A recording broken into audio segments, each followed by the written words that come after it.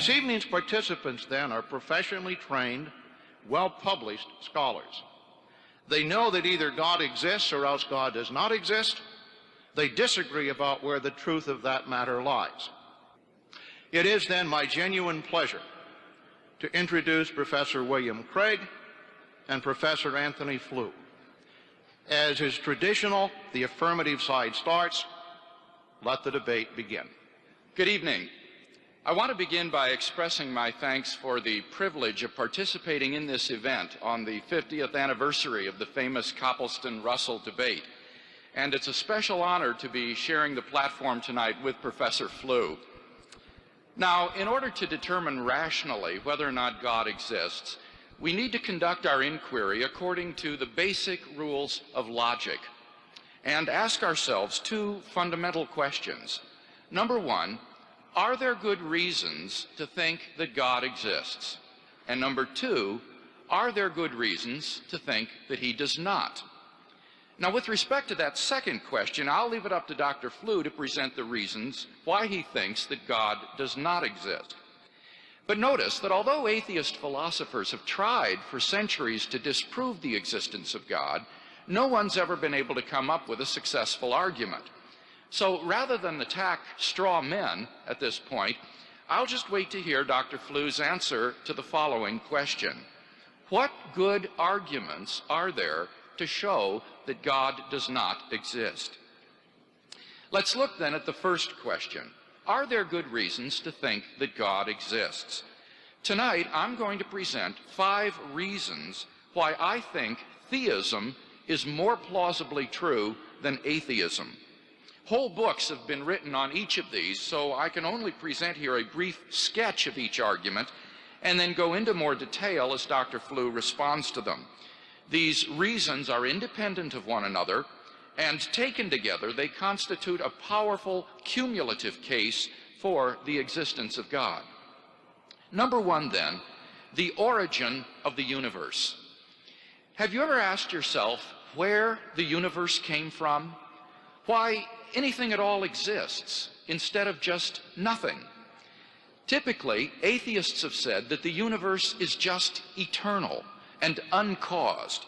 As Russell remarked to Copleston, the universe is just there, and that's all. But is that really all? If the universe never began to exist, then that means that the number of events in the past history of the universe is infinite. But mathematicians recognize that the existence of an actually infinite number of things leads to self-contradictions. For example, what is infinity minus infinity? Well, mathematically, you get self-contradictory answers. This shows that infinity is just an idea in your mind, not something that exists in reality. David Hilbert, perhaps the greatest mathematician of this century, states, "The infinite is nowhere to be found in reality. It neither exists in nature nor provides a legitimate basis for rational thought. The role that remains for the infinite to play is solely that of an idea." But that entails that since past events are not just ideas, but are real, the number of past events must be finite. Therefore, the series of past events can't go back forever. Rather, the universe must have begun to exist. This conclusion has been confirmed by remarkable discoveries in astronomy and astrophysics. The astrophysical evidence indicates that the universe began to exist in a great explosion called the Big Bang 15 billion years ago. Physical space and time were created in that event, as well as all the matter and energy in the universe. Therefore, as the Cambridge astronomer Fred Hoyle points out, the Big Bang theory requires the creation of the universe from nothing. This is because as you go back in time, you reach a point at which, in Hoyle's words, the universe was shrunk down to nothing at all. Thus, what the Big Bang model requires is that the universe began to exist and was created out of nothing. Now, this tends to be very awkward for the atheist, For as Anthony Kenny of Oxford University urges, a proponent of the Big Bang Theory, at least if he is an atheist, must believe that the universe came from nothing and by nothing. But surely that doesn't make sense. Out of nothing, nothing comes. So why does the universe exist instead of just nothing? Where did it come from? There must have been a cause which brought the universe into being. We can summarize our argument thus far as follows. Premise 1, whatever begins to exist has a cause. 2, the universe began to exist. 3, therefore, the universe has a cause. Now, from the very nature of the case, as the cause of space and time, this cause must be an uncaused, timeless, changeless, and immaterial being of unimaginable power which created the universe. Moreover, I would argue it must also be personal. For how else could a timeless cause give rise to a temporal effect like the universe? If the cause were an impersonal set of necessary and sufficient conditions, then the cause could never exist without the effect. If the cause were timelessly present, then the effect would be timelessly present as well. The only way for the cause to be timeless and for the effect to begin to exist in time is for the cause to be a personal agent who freely chooses to create an effect in time without any prior determining conditions. Thus, we are brought not merely to a transcendent cause of the universe, but to its personal creator. Isn't it incredible that the Big Bang Theory thus confirms what the Christian theist has always believed, that in the beginning, God created the heavens and the earth? Now, I simply put it to you, which do you think makes more sense? That the theist is right, or that the universe just popped into being uncaused out of nothing? I at least don't have any trouble assessing these alternatives. Number 2, the complex order in the universe. During the last 30 years, scientists have discovered that the existence of intelligent life depends upon a delicate and complex balance of initial conditions simply given in the Big Bang itself. We now know that life-prohibiting universes are vastly more probable than any life-permitting universe like ours. How much more probable? Well, the answer is that the chances that the universe should be life-permitting are so infinitesimal as to be incomprehensible and incalculable. For example, Stephen Hawking has estimated that if the rate of the universe's expansion 1 second after the Big Bang had been smaller by even 1 part in 100,000 million, the universe would have recollapsed into a hot fireball. P.C.W. Davies has calculated that the odds against the initial conditions being suitable for later star formation, without which planets could not exist, is 1 followed by 1,000 billion zeros, at least. Frank Tipler and John Barrow estimate that a change in the strength of gravity or of the weak force by only 1 part in 10 to the 100th power would have prevented a life-permitting universe. There are around 50 such quantities and constants present in the Big Bang which must be fine-tuned in this way if the universe is to permit life. And it's not just each quantity which must be finely tuned. Their ratios to one another must also be exquisitely fine-tuned. So improbability is multiplied by improbability until our minds are reeling in incomprehensible numbers. There is no physical reason why these constants and quantities possess the values they do. The one-time agnostic physicist Paul Davies comments, "Through my scientific work, I have come to believe more and more strongly that the physical universe is put together with an ingenuity so astonishing that I cannot accept it merely as a brute fact." Similarly, Fred Hoyle remarks, "A common sense interpretation of the facts suggests that a super intellect has monkeyed with physics." Robert Jastrow, the head of NASA's Goddard Institute for Space Studies, calls this the most powerful evidence for the existence of God ever to come out of science.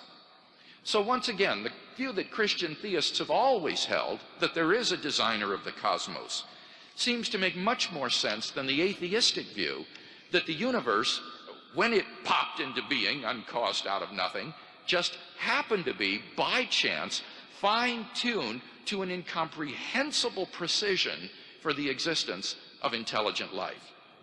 We can summarize our reasoning as follows. Premise 1, the fine-tuning of the initial conditions of the universe is due to either law, chance, or design. 2, it is not due to either law or chance. 3, therefore, it is due to design. Number 3, objective moral values in the world. If God does not exist, then objective moral values do not exist. Many theists and atheists alike concur on this point. For example, Rusell observed, "Ethics arises from the pressures of the community on the individual. Man does not always instinctively feel the desires which are useful to his herd. The herd, being anxious that the individual should act in its interests, has invented various devices for causing the individual's interest to be in harmony with that of the herd. One of these is morality." Michael Roos, a philosopher of science at the University of Guelph, agrees. He explains, "Morality is a biological adaptation, no less than our hands and feet and teeth. Considered as a rationally justifiable set of claims about an objective something, ethics is illusory. I appreciate that when somebody says, 'Love thy neighbor as thyself,' they think they are referring above and beyond themselves. Nevertheless, such reference is truly without foundation. Morality is just an aid to survival and reproduction, and any deeper meaning is illusory." Friedrich Nietzsche, the great atheist of the last century who proclaimed the death of God, understood that the death of God meant the destruction of all meaning and value in life. I think that Friedrich Nietzsche was right. But we've got to be very careful here. The question here is not, must we believe in God in order to live moral lives? I'm not claiming that we must. Nor is the question, can we recognize objective moral values without believing in God? I think that we can. Rather, the question is, if God does not exist, do objective moral values exist? Like Russell and Roos, I don't see any reason to think that in the absence of God, the herd morality evolved by Homo sapiens is objective. After all, if there is no God, then what's so special about human beings? They're just accidental byproducts of nature, which have evolved relatively recently on an infinitesimal speck of dust, lost somewhere in a hostile and mindless universe, and which are doomed to perish individually and collectively in a relatively short time. On the atheistic view, some action, say rape, may not be socially advantageous, and so in the course of human development has become taboo. But that does absolutely nothing to prove that rape is really wrong.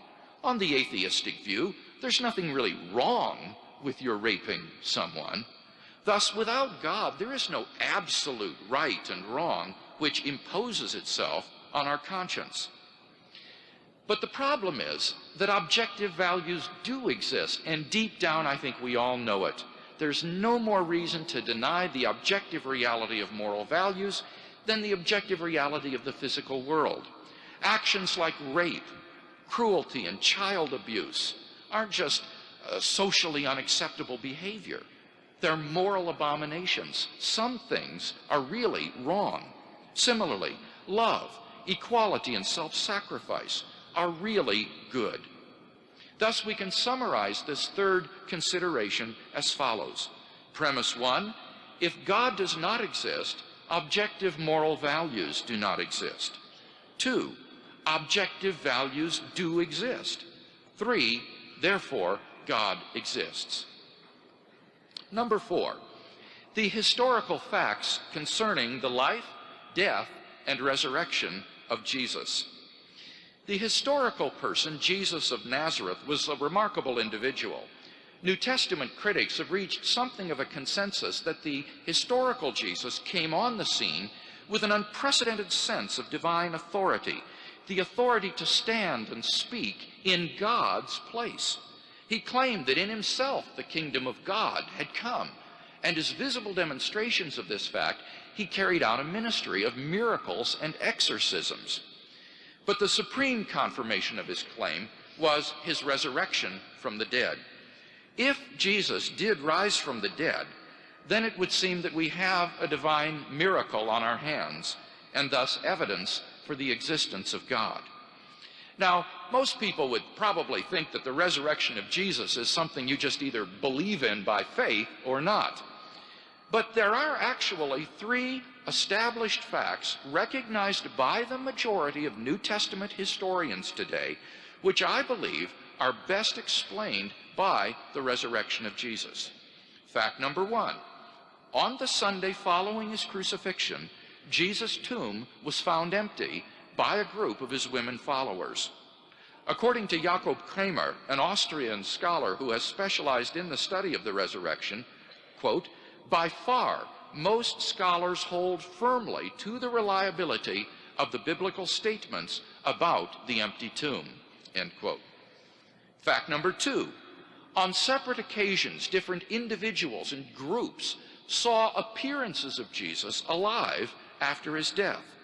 According to the prominent German New Testament critic Gert Lüdemann, it may be taken as historically certain that the disciples had experiences after Jesus' death in which Jesus appeared to them as the risen Christ.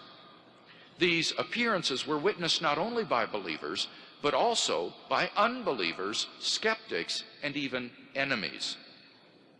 Fact number 3, the original disciples suddenly came to believe in the resurrection of Jesus, despite their having every predisposition to the contrary.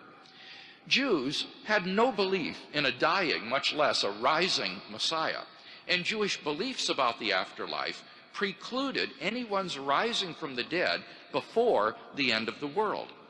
Nevertheless, the original disciples suddenly came to believe in the resurrection of Jesus so strongly that they were willing to die for the truth of that belief. Luke Johnson, a New Testament scholar from Emory University, muses, some sort of powerful, transformative experience is required to generate the sort of movement earliest Christianity was. N.T. Wright, an eminent British scholar, concludes, that is why, as an historian, I cannot explain the rise of early Christianity unless Jesus rose again, leaving an empty tomb behind him. Attempts to explain away these 3 great facts, like the disciples stole the body or Jesus wasn't really dead, have been universally rejected by contemporary scholarship.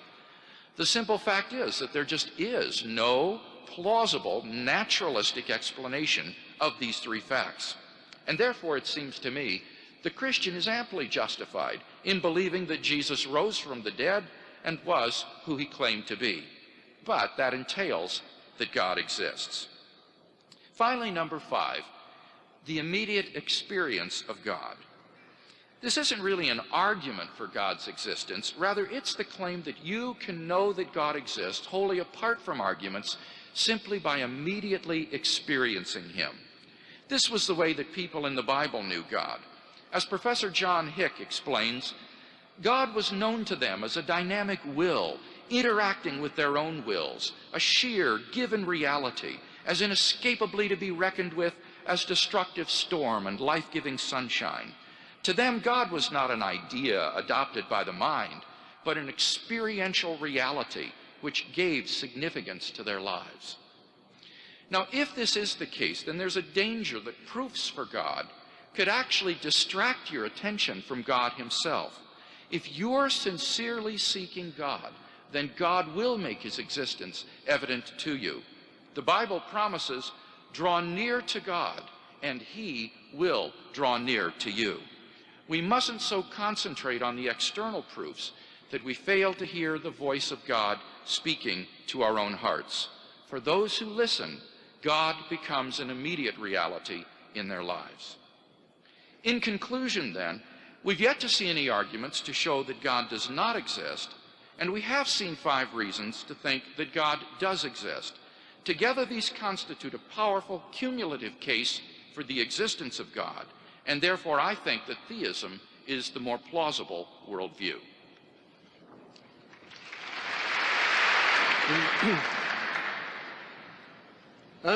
Well, I thought I was going to have to begin as Socrates ended, with an apology, because I thought I was going to have to explain that I wasn't going to try to show that there is no God. I was going to try to show that there are no sufficient reasons for believing that there is.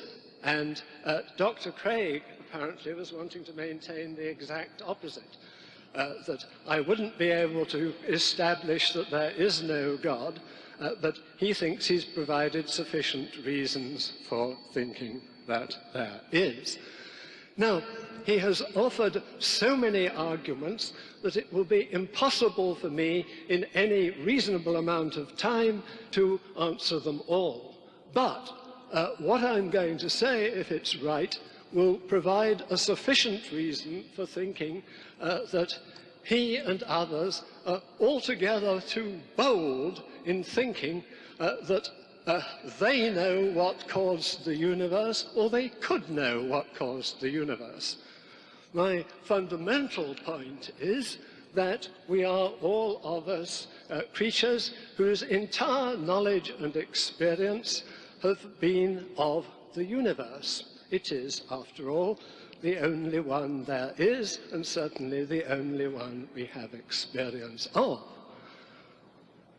So, why should anyone think that they are able to provide an answer to the question? I take this business about whether God caused the Big Bang, or whether the universe just popped into existence like that.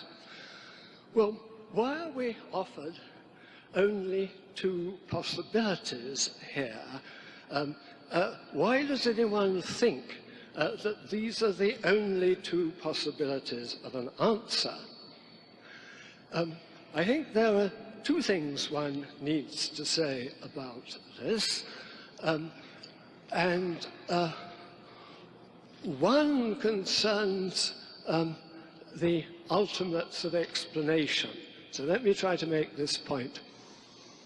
Every explanation of why anything is the case is given an answer in terms of something else, some very general or more general law, which at that stage is taken as a brute fact, the fact that explains other things. Now, this is surely of the nature of the case. You cannot have an end to all explanation that is anything other than a brute fact. Of course, some people find some sorts of brute fact satisfactory to them, and they think that's a good place to stop. But it doesn't mean that you're able to say it's absolutely wrong to stop at that point. So it seems to me that you can't rule out the possibility that our knowledge of the universe or our knowledge must stop with the Big Bang, that this itself is the ultimate fact, that if there's any first cause, it's somewhere at the beginning, you know, some microsecond away from the beginning. Because, after all, everything else in the universe is being explained now. Of course, the whole of cosmology may be different next year, but we're debating in Wisconsin tonight. So one has at least to entertain the possibility that it's not ridiculous popping it out of existence, out of nothing. You know, if someone was there beforehand watching it, they'd say, gosh, it started out of nothing. But, you know, we're just not in a position to answer the question. And the fact that one is unable to suggest a cause for the Big Bang, why should you think that anyone but a physicist is going to explain that? And if physics stops there, isn't that the end of human knowledge? Well, now let's consider the alternative. And perhaps it would be a good idea to begin with... Make him speak. Sorry, I'm confronted with an affliction which I've never been confronted with before. I keep getting a dry mouth. I'm sorry, I'm under considerable handicaps tonight. Yes. Let us actually produce a definition of God, the supposed explanation of everything. Right. This is the definition offered by Richard Swinburne, which is generally accepted as the standard definition within the English-speaking countries. A person without a body, i.e. a spirit present everywhere, the creator and sustainer of the universe, able to do everything, i.e. omnipotent, knowing all things, perfectly good, a source of moral obligation, immutable, eternal, a necessary being, holy and worthy of worship. Well, that's a lot of characteristics for this cause that some of the audience clearly think, got it, that's what it must have caused the whole universe. Well, it's a lot of things. It would be perfectly possible that there should be a being that was omnipotent, omniscient, but wasn't particularly interested in human conduct. Of course, everyone thinking of creation is thinking of the first 2 chapters of Genesis. Well, the Creator God there created the whole universe in order to have some human beings created in his image. But why should we assume in this definition of God that he has this interest in human behavior, in morality and so on?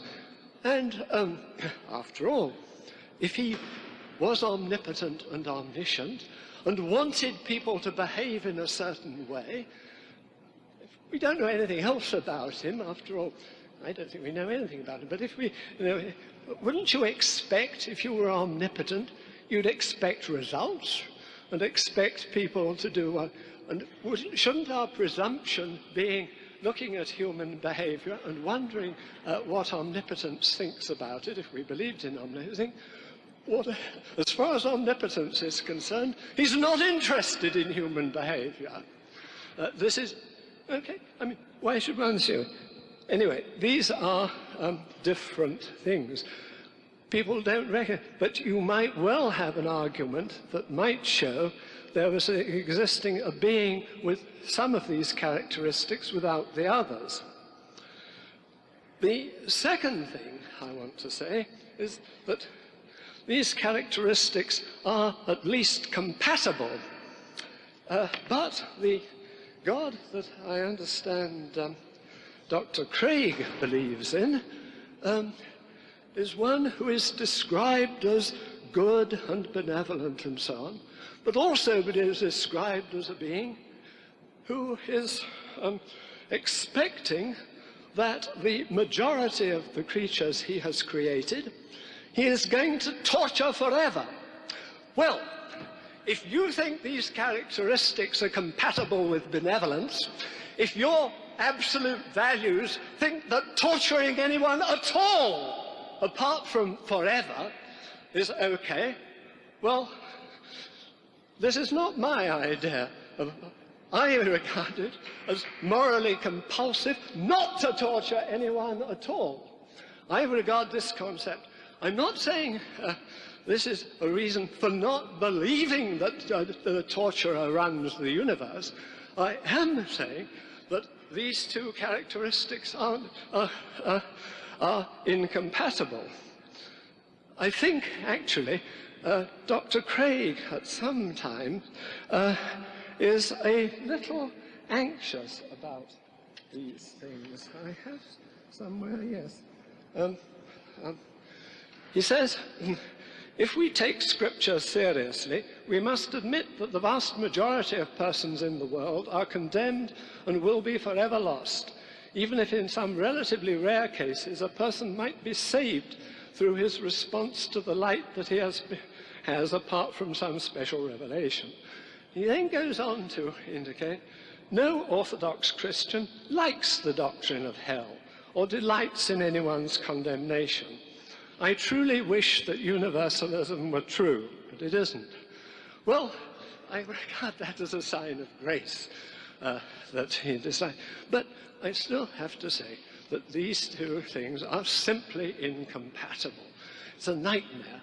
And the idea that such a punishment could be just, don't you know what justice is? Would it be regarded? Of course, if you like, the right ones are getting the punishment.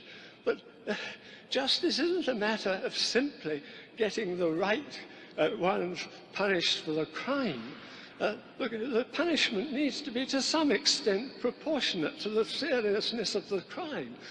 And how could there be any offense committed by a human being in a short life that deserved a literally infinite punishment? So, what I'm basically trying to show is that there aren't good reasons for believing it.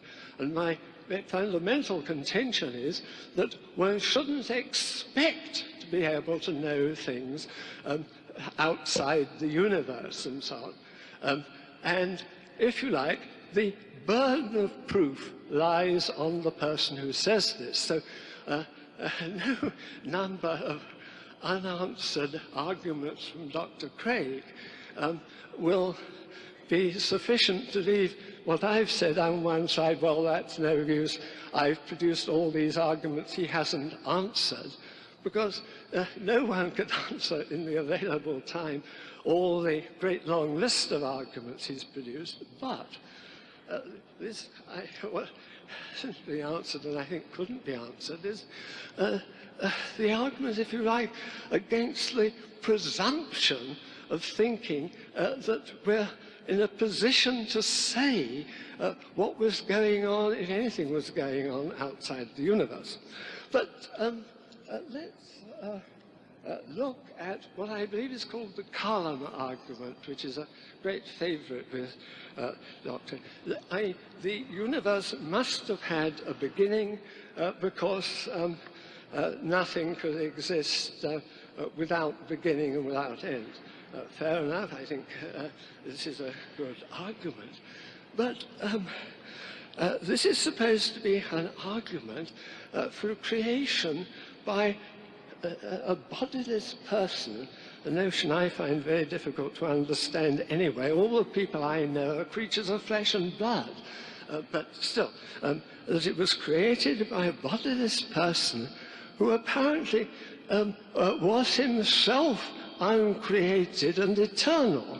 Now, it seems to me that I don't doubt the universe had a beginning, because this is the present view of physical science, and it looks as if at least this part of the Big Bang theory is likely to be with us permanently, but there may be some further things added. But surely, if time had to have a beginning, how do we explain that beginning by saying, oh, well, the beginning was started off, the whole universe was created by a being, that being, yes, existed eternally. Well, if this argument about time if time couldn't have had a beginning, then how is it that, as it were, there's a funny sort of time of which, of course, none of us have ever had an experience, which, yes, of course, this never had a beginning and it will never have an end. You know, simply won't do.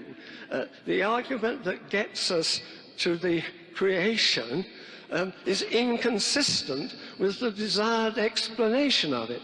So I think, again, we come back to a decent ignorance. I'm often thought to be a rather arrogant chap. How wrong people can be. But I've never believed that I could give you a sort of guidebook outside the universe. I'd be a bit hard-pressed to give you a guidebook to a fairly small area. But, you know, this idea that, we can, here's a group of rational chaps, and let's expect that they can all recognize an argument showing that this is how the universe began, and we know something about what must exist behind the universe. I don't think it will work at all, this thing. Then, what about this, my contention that an omnipotent being could perfectly well, if he wanted people to behave in a certain way, if this was the only thing that would content him, that they became his devoted and obedient children, well, why didn't he make them that way? You know, ordinary human parents would love their children to be obedient and virtuous and so on. Wouldn't we all who've been parents? And we're all, I suspect, and you may have done better than us, but we've been rather unsuccessful. They're terribly good people, but they're far from obedient and far... See what I mean? Well, now, but granted the resources of omnipotence, I think I could manage this. But apparently, the God whom Dr. Craig is asking us to believe as the creator very much wants people to believe in a certain way. Indeed, he wants this so much that he's prepared to torture them forever for punishment for not obeying me. Well, it seems to me that anyone who knew that that was what this cosmic Saddam Hussein wanted would behave like the sensible subjects of Saddam Hussein. They'll say anything about his merits and goodness. Oh, yes. Well, wouldn't you if you were going to fall into the hands of his torturers? But omnipotence could avoid all this by simply making them creatures such that they would choose to obey him. How nice. This is an argument which I think may give Dr. Craig a little pause. Yes. What can we do briefly? Yes, about design. Everyone has heard of the argument to design, about how if we found a watch in the bush, we'd infer that this was the product of design and so on. But surely the reason why we infer that something was made by an intelligent being is not the complexity, it's simply that it is an artifact, obviously an artifact and not a natural phenomenon. The most complicated, sophisticated entities in the whole universe are entities of a sort of which I see about 3,000 around here. And they were not, at least within the universe itself, designed. They were, at least within the universe itself, we were, products of unconscious physical and mechanical forces. This argument for design within the universe, the argument from design outside the universe is another one, and I won't try in the remaining 30 seconds to deal with that one now. Another time, another argument.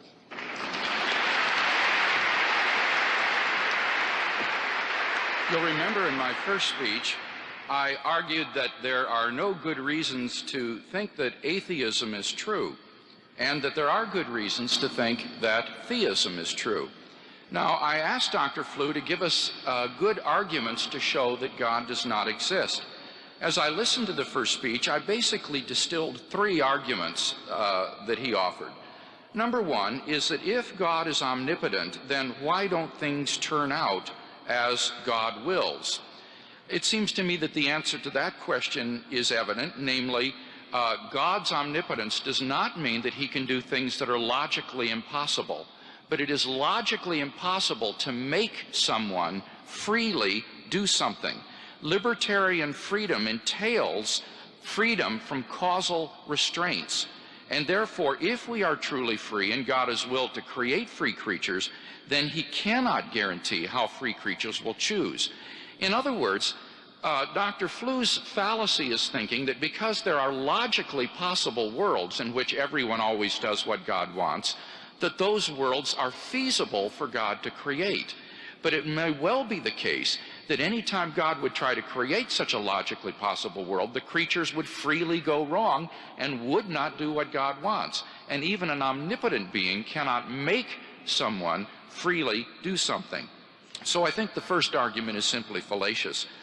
Secondly, he argued that the doctrine of God's love and justice is incompatible with the doctrine of hell, particularly because the punishment is not proportionate to the crime. Well, let me say 2 things about that. First of all, this isn't the topic of the debate this evening. The subject of the debate is the existence of God. What this argument would show is that the doctrine of hell is false, not that God does not exist. But in fact, as a Christian theist who believes in the doctrine of hell, let me say something in defense of it anyway. Number 1, this is related to the problem that we just mentioned a moment ago, namely, people freely separate themselves from God forever. It isn't that God sends people to hell. Rather, it's that people freely reject God's grace and forgiveness, and so they separate themselves from God forever. If eternal punishment were for finite sins in this life, then I agree it would be disproportionate. But the biblical view is that people of their own free will reject God and his forgiveness, and so they separate themselves from God forever. Second point I'd like to make is, if a person committed an infinite number of sins, then he would deserve eternal punishment. Now, no one obviously commits an infinite number of sins in this life, but what about in the afterlife?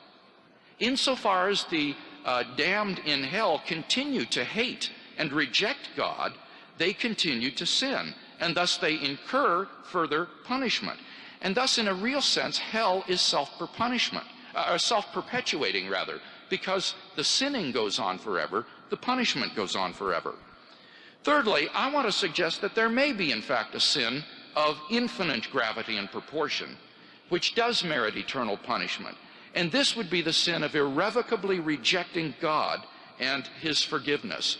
It seems to me that for the creature to spit in the face of God, his creator, to reject God irrevocably, is a sin of infinite proportion and could well merit eternal punishment. So even though this isn't the topic of the debate tonight, I think that no arguments have been given to show that the doctrine of hell is incompatible with God's love and justice. The biblical view is that God wants every single person to know him and his love and his salvation forever. And the only reason that will isn't fulfilled is because of human freedom. Now, the third argument that Dr. If we intersperse on either side applause throughout the midst of the debate, we will extend the debate to excessive time. Please, if you would, reserve applause for the breaks between the sections of the debate. Thank you.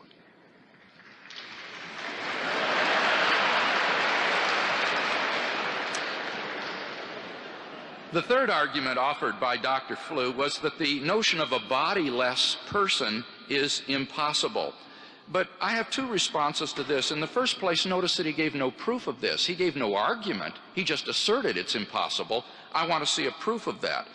Secondly, I would argue that we are acquainted with our own selves as immaterial persons. You see, reductive materialism, which says that the mind is the same as the brain, just doesn't work, because mental properties are clearly distinct from physical properties. For example, the brain is not sad, but a person is sad. A mental property is different than a physical property. A thought doesn't have a weight or a spatial location. So reductive materialism just won't work. What about another view called epiphenomenalism, the idea that the physical brain has mental properties which supervene on it? Well, this is simply incompatible with such things as self-identity over time, or intentional states where one intends to do something, because on this view, mental states are just sort of an excrescent of the brain, not really a self which intends to do anything. It's incompatible with free will, because there's no way these mental epiphenomenal states can freely choose anything or do anything to affect the brain. So that view seems to me to be implausible. I think the best view is some sort of dualism interactionism, that we act as agents to cause physical events in the world. We ourselves are immaterial selves embodied, and God would be an immaterial self or mind which is not embodied. And so far from being implausible, I think that this is the most plausible view of human beings, and it applies to God as well. So basically, I don't think any of these reasons for atheism that we've seen tonight are very compelling. I don't find them persuasive. Now, what about my arguments for the existence of God? Are they any better? Well, first I argued that the origin of the universe points to the existence of God, and gave a deductive argument. Whatever begins to exist has a cause. The universe began to exist. The universe has a cause. Now, Dr. Flew in response said, but we must explain things in terms of other things which are simply brute facts. But what my argument is that because the universe began to exist, it cannot be plausibly our stopping point as that brute fact. Why is that? Well, because of that first premise, that whatever begins to exist has a cause. Dr. Flew has to refute that first premise if he thinks that the universe is going to be the brute fact and the stopping point. That first premise, I think, has two lines of support behind it. First would be the metaphysical intuition that something cannot come out of nothing. Out of nothing, nothing comes. And that's why if the universe began to exist, it cries out for a cause. Secondly, that causal premise is constantly confirmed in our experience. Nobody believes that, say, a raging Bengal tiger or an Eskimo village could suddenly pop into existence out of nothing right here in the field house. So it seems to me that that first premise is very plausible, and that therefore, if the universe began to exist, it must have a cause. Now, Dr. Flew admits the universe began to exist. In his book, Atheistic Humanism, he says we now have excellent natural scientific reasons for believing that the universe did in fact have an explosive beginning. And therefore, it follows logically and inescapably that the universe has a cause. Now, he asks, does the universe, or the cause of the universe, have the attributes of God? And he suggests that it doesn't. Let me make two responses. I am using the definition of God that was used in the original Copleston-Rusell debate. In that debate, Copleston proposed, by God, I quote, we mean a supreme personal being distinct from the world and the creator of the world. And Rusell responded, I accept this definition. On that definition, I have given evidence for the existence of God. Secondly, remember I'm offering a cumulative case. The first argument gives us an immaterial, timeless, changeless, spaceless, beginningless, uncaused personal creator of the universe. The second argument gives us an intelligent designer of the universe. The third argument gives us a source of moral value in all goodness. The fourth argument gives us a God who is active in history in the person of Jesus. And the last one gives us a God who can be immediately known and experienced. And I think the cumulative force of these arguments does indeed give us many of the attributes of God. My second argument was based on the complex order of the universe, and here I argued that the fine-tuning of the initial conditions is due to either law, chance, or design. It's not due to law or chance because these are initial conditions, and they cannot be explained by scientific law. Paul Davies, in his book, The Mind of God, says there is absolutely no evidence in favor of these conditions being necessary. He says, even if the laws of physics were unique, it doesn't follow that the physical universe itself is unique. The laws must be augmented by cosmic initial conditions. There is nothing in present ideas about laws of initial conditions remotely to suggest that their consistency with the laws of physics would imply uniqueness. Far from it. It seems then that the physical universe does not have to be the way it is. It could have been otherwise. And I showed that, in fact, the universe is balancing on a razor's edge that cries out for some sort of explanation. It can't be from law. It can't be from chance, because the chances of this occurring are simply incomprehensible, and therefore the best explanation is design.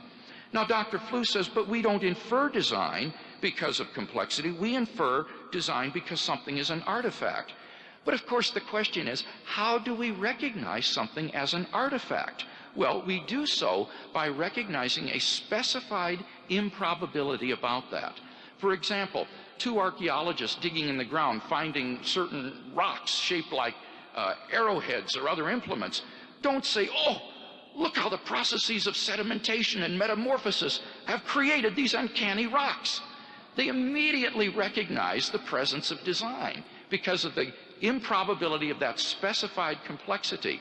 Or think of the search for extraterrestrial intelligence. If we were to receive from outer space a message of the first 100 prime numbers in sequence, we would instantly recognize that as the product of intelligent design, just like in the Contact movie. So that these specified probabilities are the way we detect design all the time in ordinary life and experience. And those very specified probabilities are present in the Big Bang itself. And thus, in the absence of an explanation by law or chance, it seems to me that the best explanation is design. I also gave an argument based on objective moral values. Remember, I showed that in the absence of God, everything becomes socio-culturally relative. Everything is relative. There is no absolute right and wrong, unless you have a transcendent vantage point to transcend sociocultural relativism. Dr. Flew made no response to this argument at all. I also argued that the facts of the empty tomb, the appearances of Jesus, and the origin of the disciples' faith are best explained by the hypothesis of the resurrection of Jesus. I await any alternative naturalistic hypothesis which is more plausible than that. And finally, my immediate experience of God allows me to know that he exists. In the absence of good arguments for atheism, I see no reason to deny my immediate experience of God and my belief that he exists.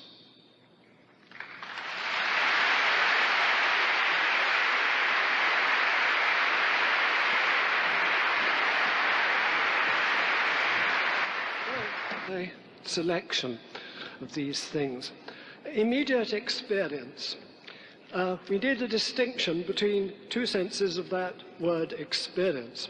There's the philosopher's sense, in which things like dreams, visions, hallucinations, and the philosophers say sense data are experiences. And there's experience of things where a person who's had experience of things has actually had dealings with them.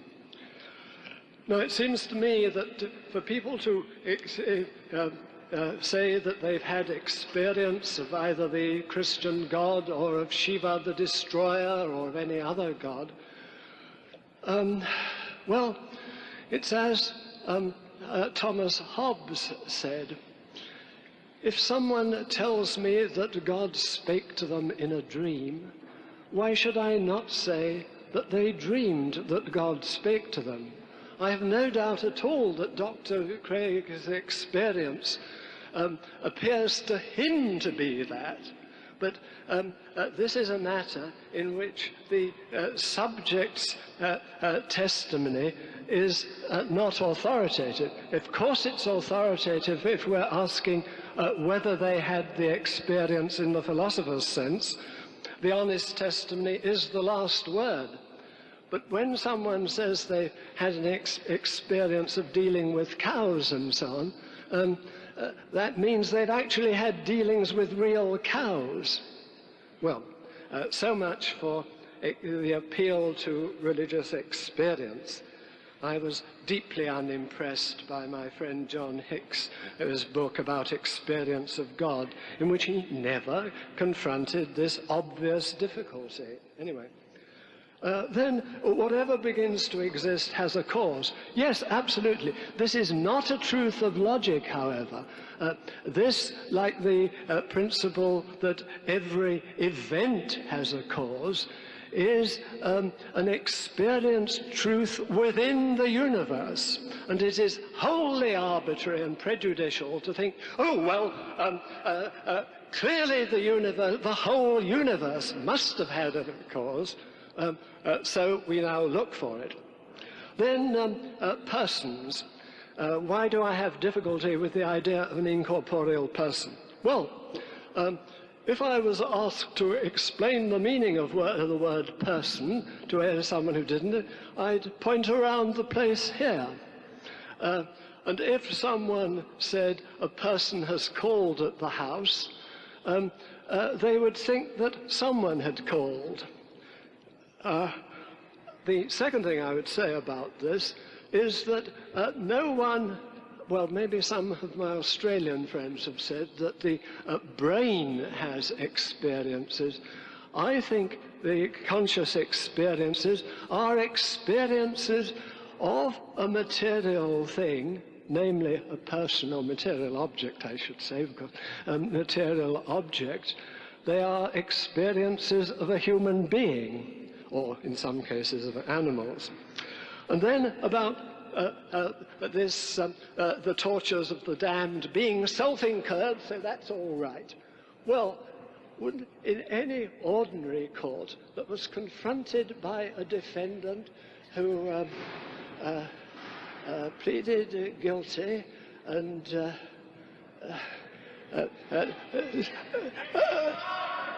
who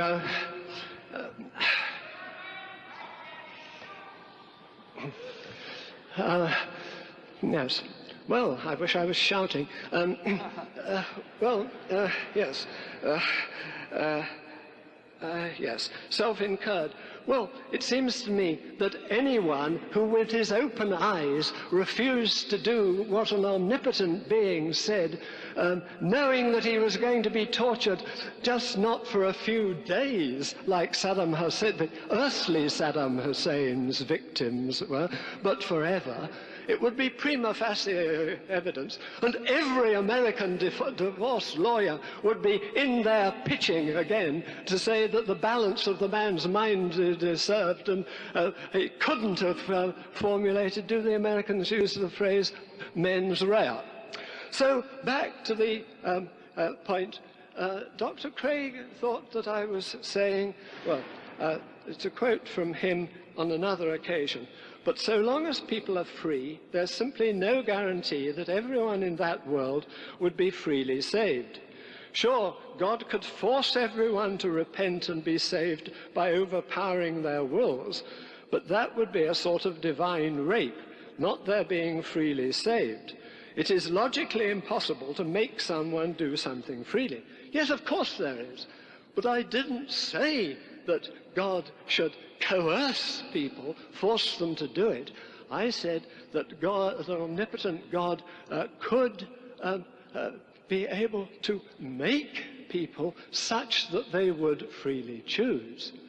Now, you may say, this is the doctrine of predestination, and of course, only Calvinists believe that. Not true. This view that it made perfectly good sense to say, and indeed it was the truth to say, that God guided the wills both of the saved and the damned is found in, for instance, Aquinas. I quote, I've got a lot of quotations here, but still we'll stick with one. God alone can move the will as an agent without doing violence to it. Some people, not understanding how God can cause a movement of our will in us without prejudicing the freedom of the will, have tried to explain authoritative texts wrongly. That is, they would say that God works in us, and to wish and to accomplish means that he causes in us the power of willing, but not in such a way that he makes us will this or that. These people are, of course, look you, opposed quite plainly by authoritative texts of Holy Writ. For it says in Isaiah, quote, Lord, you have worked all our work in us. Hence we received from God not only the power of willing, but its employment also. Calvin, of course, and Luther too, maintain substantially the same position. But to his great credit, we need to take special note of Luther's insistence that this total divine control abolishes none of the familiar, humanly crucial differences. Thus, in his De Servo Arbitrio concerning the enslaved will, he wrote, quote, I did not say of compulsion. A man without the Spirit of God does not do evil against his will under pressure, as though he were taken by the scruff of his neck and dragged into it, like a thief or a footpad being dragged off against his will to punishment. But he does it spontaneously and voluntarily. Right? But again, to his credit, and unlike Aquinas, the reformer was appalled by the so pellucidly perceived implications. And his response was, the highest degree of faith is to believe he is just, though his own will makes us proper subjects for damnation, and seems, in the words of Erasmus, to delight in the torments of poor wretches, and to be a fitter object for hate than for love. If I could by any means understand how this same God can yet be merciful and just, there would be no need for faith. So, Luther addressed himself to the question, why then does he not alter these evil wills in which he moves? He addresses himself to precisely the question that I was raising. Understandably, if unsatisfactory, the person Erasmus who'd raised the question simply gets the answer, it is not for us to inquire into these mysteries, but to adore them. If flesh and blood take offense here and grumble, well, let them grumble. They will achieve nothing. Grumbling will not change God. And however many of the ungodly stumble and depart, the elect will remain. Had we pressed Luther further, he would undoubtedly have referred to a key passage from his favorite epistle, the Epistle to the Romans. Therefore hath he mercy upon whom he will have mercy, and whom he will he hardeneth. Thou wilt say unto me, why doth he yet find fault? For who hath resisted his will? Nay, but, O man, who art thou that repliest against God? Shall the thing formed say to him that formed it, why hast thou made me thus? What if God, willing to show his wrath and to make his power known, endured with much long suffering the vessels of wrath fitted to destruction, and that he might make known the riches of his glory on the vessels of glory which he had before provided? Well, I think that would be a useful thing to have on the record in this discussion, lest we have any more of this suggestion that an omnipotent being could not. There's a logical inconsistency. It's an absurd idea that he could produce people to do exactly what he wanted to do, because here you have biblical authority, the authority of three of the great doctors of the church, Luther, Aquinas, and Calvin. Well, it's good enough to be going on with, I think. Yes. I think that's enough for one. Let me be a little brief for a change in one of these things. I think that's something to think about.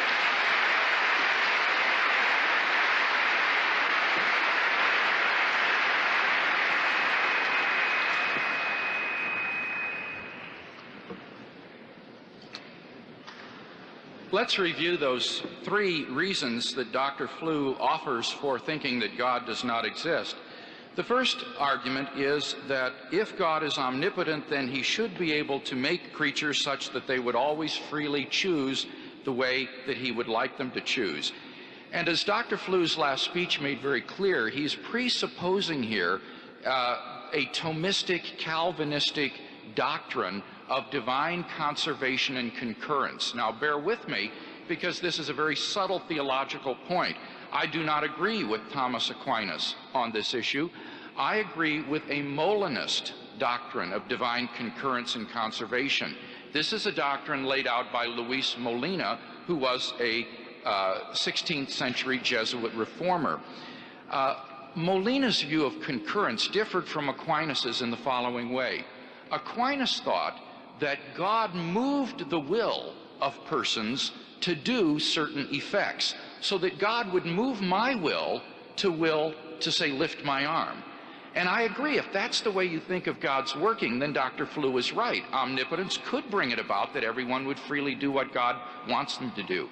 But on Molina's view, God's concurrence acts to produce the secondary effect with my will, but he does not move on my will to produce the effect, because Molina argued that would be incompatible with human freedom. Then, in fact, I would have no ability to do otherwise if it's God who is moving me to that effect. Let me quote from the introduction to Molina's treatise on divine foreknowledge by Alfred Freddoso. He writes, "Debates in 16th century theology over the nature of freedom came to a focus on God's general concurrence. Molina's conception of freedom is strongly indeterministic. In modern terms, he is an unremitting libertarian. Molina insists that God's general concurrence is an action of God directly on the effect and not on the secondary agents themselves, whereas his opponents, that is, the followers of Thomas Aquinas, take it to be a divine action directly on the secondary agents, pre-moving them and through them to the effect. Molina thus denies that secondary causes must be moved by God to exercise their causal power. In this way, he stresses their autonomy. This has an immediate and profound impact on the analysis of free choice and of causal indeterminism in general." In other words, if you have a Molinist doctrine, such as I have, then it is in fact impossible for God to create a world of genuinely libertarian free creatures which always do the right thing. What Dr. Flew is in the paradoxical position of is finding himself having to prove to us that Thomas Aquinas' doctrine of divine concurrence is true if God exists. And I can't imagine how he's going to do that, or even that he would want to do that. But it seems to me that Molinism provides the right analysis of freedom and concurrence and shows that even an omnipotent being cannot guarantee that free creatures will always do what he wants. And that answers immediately the second objection about hell, because God cannot freely make people believe in him and go to heaven.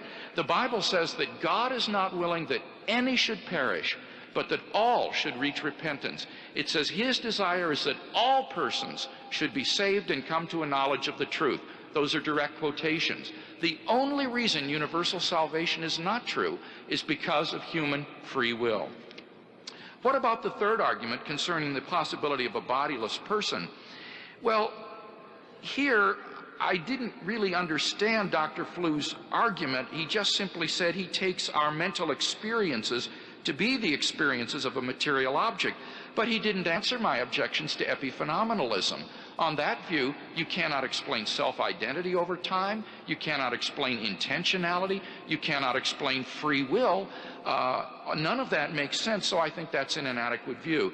In any case, he's never shown that there cannot be an unembodied personal mind, and therefore I don't think he's shown that God cannot exist.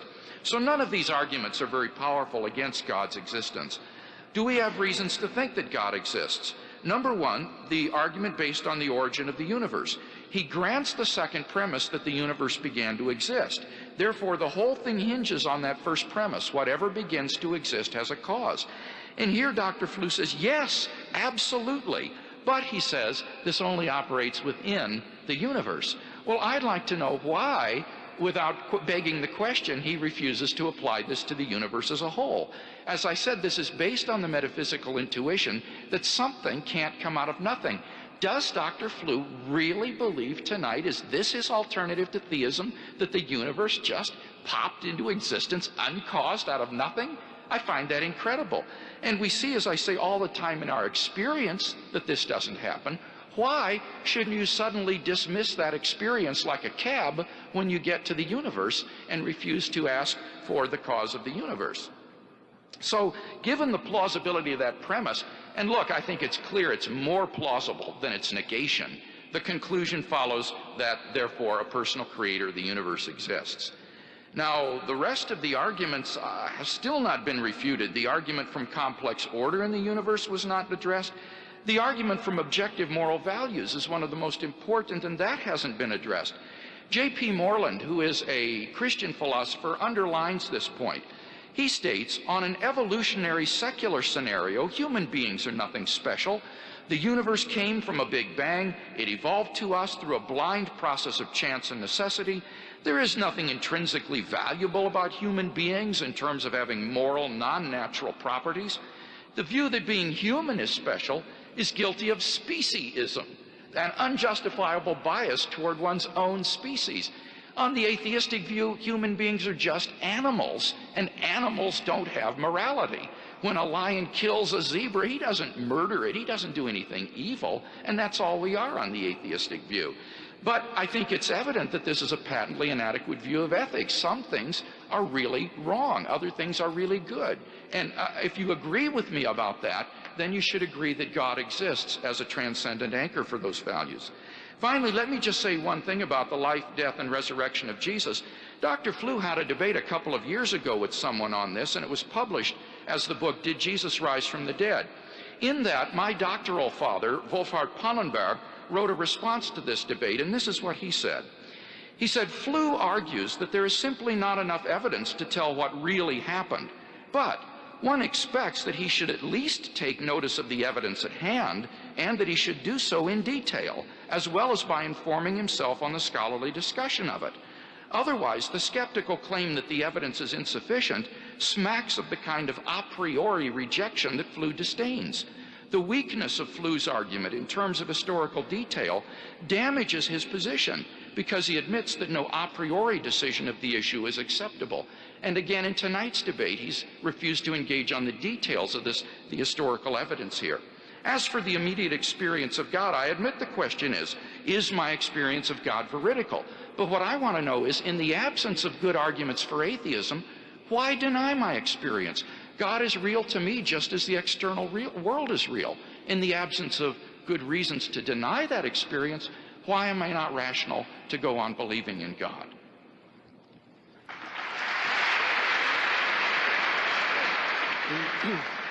About human beings being merely animals, it is a fallacious form of argument to say that anything is merely this and nothing else. Of course, human beings are members of the animal kingdom, but that doesn't mean they don't have special characteristics, and characteristics of enormous importance and so on. So it's ridiculous to say that anyone who doesn't believe in God believes or should believe that human beings are merely bags of bone and something like that. For a start, there's an enormous importance between what's in a body bag and a living human being. It's the difference between life and death. You know, a dead body is not merely a body, it's a dead human body. It was something that was else before. It simply does not follow that because human beings are animals, they're merely animals, and so they've no importance, and you shouldn't think of their importance. This just won't do at all. About the resurrection. Yes, I did say there was insufficient evidence to come to the desired positive conclusion. For heaven's sake, the evidence of this, so perhaps I should have said something else.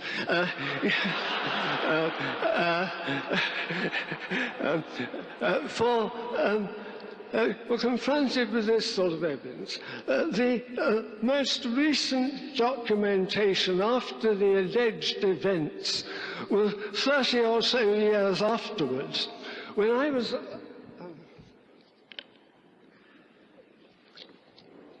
an active member of the Society for Psychological Research.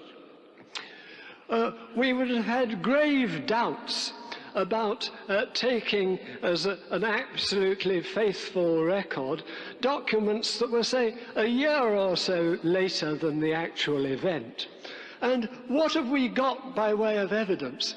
Again, if an omnipotent being was wanting to establish that it had become incarnate in a way that he would be sure that the maximum number of people would come to believe in this and accept what he wanted them to believe, wouldn't he have done this in a place where there were public records and so on? All whatever records the Romans had left in Jerusalem were destroyed after the suppression of the Jewish rising in 70 AD, and so on. So, my reason for saying there was insufficient evidence was simply that there was insufficient evidence. And my failure to accept the conclusion that the resurrection happened on the basis of historical evidence is simply the evidence is insufficient. After all, my whole argument is that the evidence for a desired conclusion is insufficient in this other case.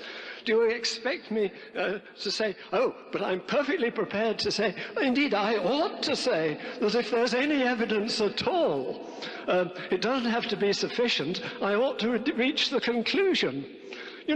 I didn't want to refer to the resurrection and so on, because it seemed to me that this claim is without anything remotely like sufficient evidence. And it's an enormous puzzle to discover what did happen at that time, but when you consider the basis of what you've got and how the first New Testament documents were Pauline epistles rather than the Gospels. And what is so remarkable about the Pauline epistles is what they don't say about the detail of Jesus and how the appearances recorded were apparently visions, which is a very different thing from, a body into the wounds of which you can poke our fingers and that sort of thing. Anyway, yes. About morality. I was fiddling around and finding difficulty in controlling my papers here, so I can't actually give you the Hume quotation I wanted to give. But of course, I don't accept the sort of relativism which most people call, the sort of subjectivism which most people call relativism. The idea that there's really no right and wrong, it's a matter of, well, what's right for him is wrong for you. For years I've been used to having astonished students come up to me and thinking I was a, progressive sort of chap, and why they thought that, and being astounded to hear that I thought this was simply false. Well, I think it's false because the moral words simply do not mean this.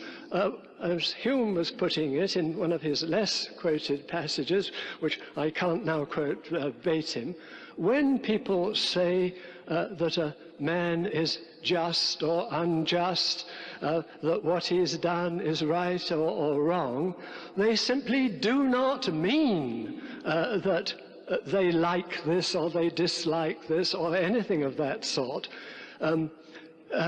They are, as Hume put it, appealing to some standard common to all mankind and saying, no, this is not a matter of my dislikes and likes or my interests. It's a matter of something else. And I think I'm perfectly prepared, happy to believe, and constantly maintaining that things are really wrong, and so on. But I don't think they're wrong and only really wrong because God said so. And I certainly don't think that you can argue from your belief, which I hope many of you share with me, that there's a real difference between right and wrong, between justice and injustice. Oh, well, this could only be so if God believes it, and therefore this is evidence for the belief in God. I think it is not at all. You can only take it that this is, these things are approved by God if you know that they were approved by God. Again, if you're working from within the universe, you've got to find some other account for the evolution of norms. And of course, in the times of Hume and Adam Smith and Adam Ferguson and the other founding fathers of social science, the first work was being done on trying to provide an account of the evolution of norms.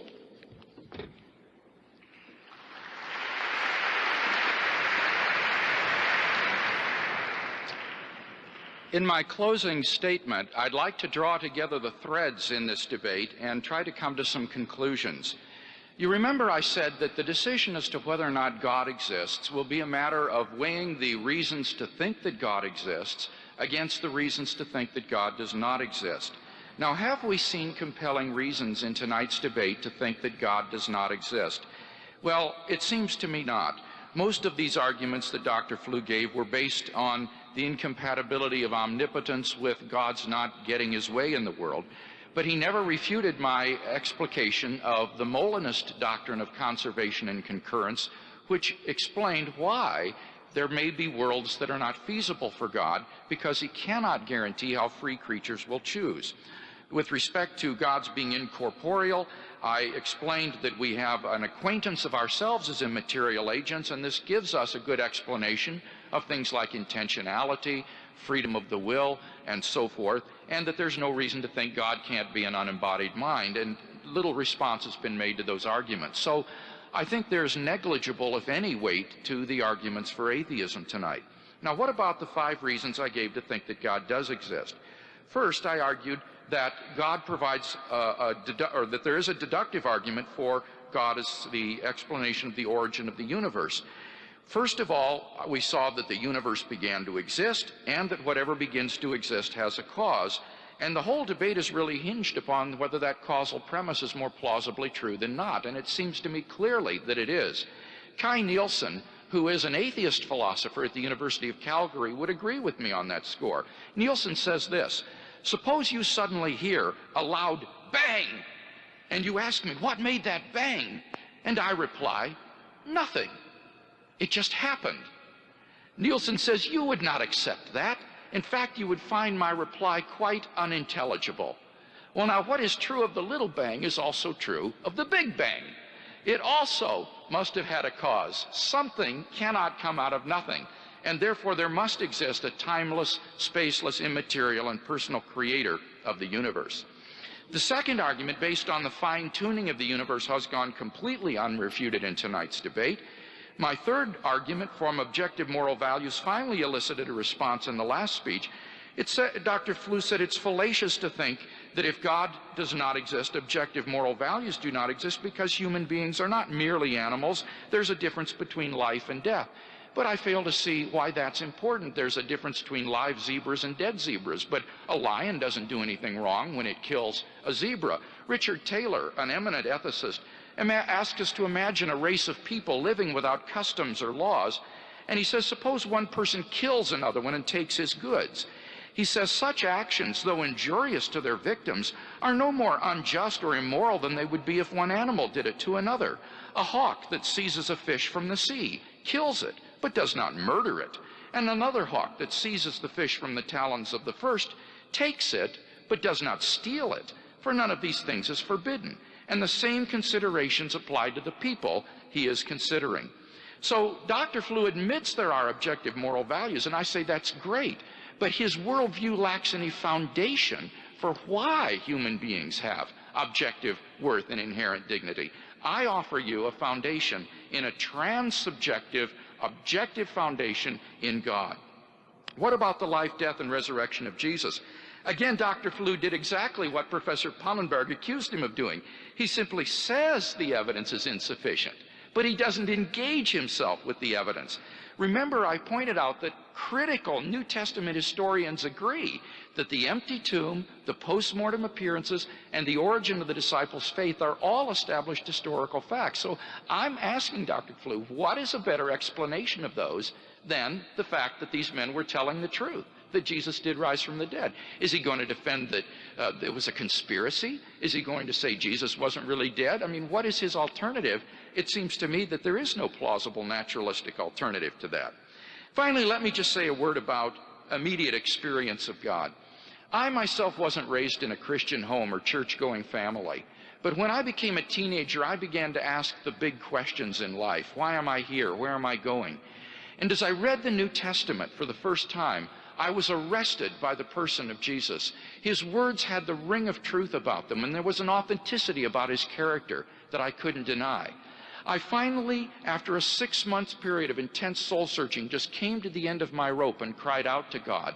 And I experienced the sort of spiritual rebirth. It was though someone turned on the light inside, and God became an immediate reality to me, a reality that I've walked with day by day for the last 30 years.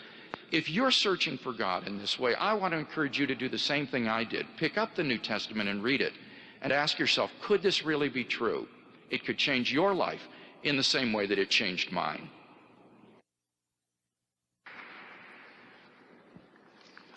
Well, that someone could believe the evidence for an empty tomb was sufficient. Evidence recorded years after the event by we know not whom, and so on. Oh no, hopeless. Then Kaya Nielsen, having trouble with some of my old acquaintance here, he wants to make out that there's no difference between the little bang and the big bang. The whole difference is that the little bang occurs within the universe.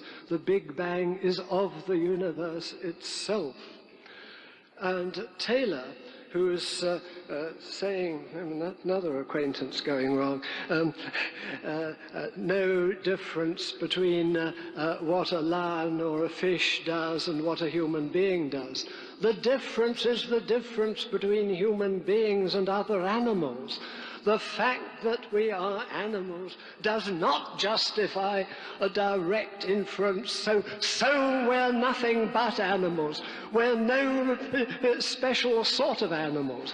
It doesn't justify any inferences to these manifestly false conclusions.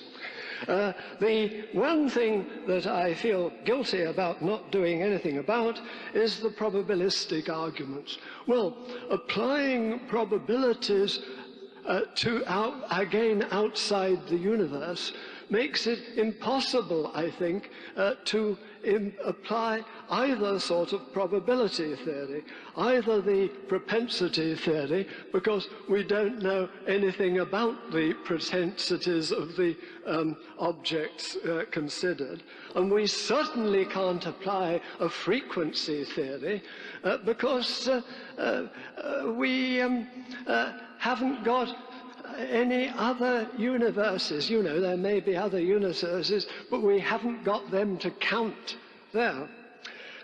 This may not be satisfactory, but it's impossible, I think, to give complete satisfaction on every issue within these limits. So I think the least useless thing I can hope finally to do is to stress once again, I have not from the beginning tried to persuade you of the non-existence of God. I said at the beginning, but think for a moment, supposing you were asked, supposing you'd recently visited, as I have done, the Metropolitan Museum in New York, and you'd seen a statue of the Egyptian god Horus. One of the interesting things about this god was that the Egyptians in its day believed that every successive pharaoh was an incarnation of that god. Now, would you like to provide a proof of the non-existence of that God? The reason you don't believe in that God is no one's ever mentioned this being before. No one can produce any compelling reasons for believing there was this God. And that's it. So I haven't been trying. What I have been trying to persuade you of is that we are finite, limited human beings. All our knowledge, all our theories are contained within the only universe that, as far as we know, there is, and certainly the one. Any move we try to make to going on what's going on outside is in the last degree speculative. It may be right, it may be wrong, but we haven't got any evidencing as opposed to believing, as opposed to motivating reason for believing that there is such a being. And again, I think I will set a good example for my non-existent successors by finishing a few seconds early.